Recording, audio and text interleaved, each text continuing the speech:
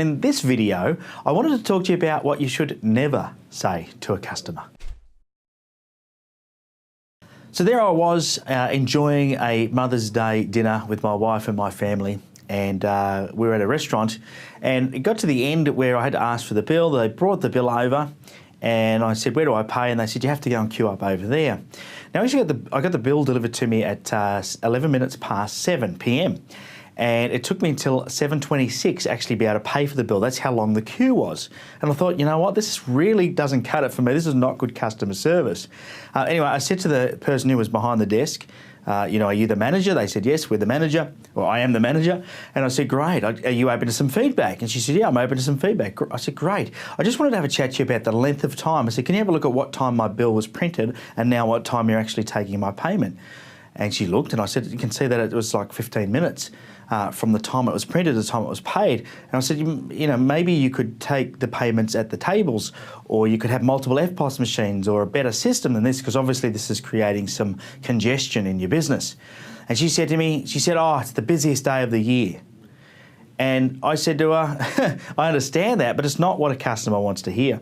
I get that it's the busiest day of the year, and here's the frustration.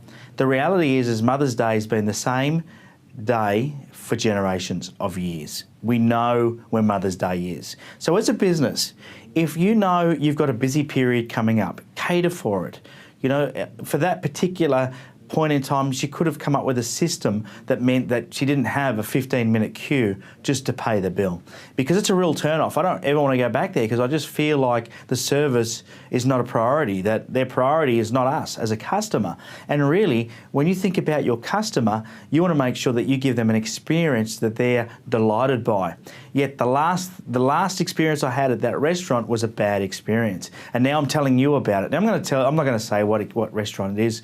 I don't need to be doing that, but I guess it's about learning the lesson and understand that a customer doesn't want to hear if you're having a bad day or if it's the busiest day you've ever been, that you've ever had. Remember, the customer is tuned into one station and one station only. It's called WIIFM, and that's what's in it for me. That's all the customer's interested in, is what's in it for me. The customer wants to have a great experience. Sure, I can empathise a bit. I know it's busy, but I don't think there's any excuse for leaving a customer standing in a queue at a restaurant for 15 minutes to pay a bill, especially when the service wasn't that good throughout the meal either. So they really let their customers down on this particular day. Now, if you know, like I said, you've got a busy time coming up, you can take extra precaution, put extra resources in. For example, she could have hired an extra couple of mobile EFTPOS machines from her bank for that particular day, knowing how busy it was going to be. I'm sure florists order extra flowers and have extra staff on for Valentine's Day, right? It's the same day every friggin' year. So if you have a customer say something to you, never ever make the excuse that, oh, we're just busy, or they don't care about that. Apologise. Say, look, I'm sorry you didn't get the service you expect.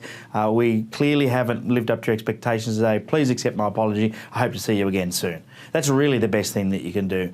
At the end of the day, letting down customers is not a great way to grow any business. And interestingly, when I looked on TripAdvisor after eating there, their rating was really low, and the main reason was a lack of service.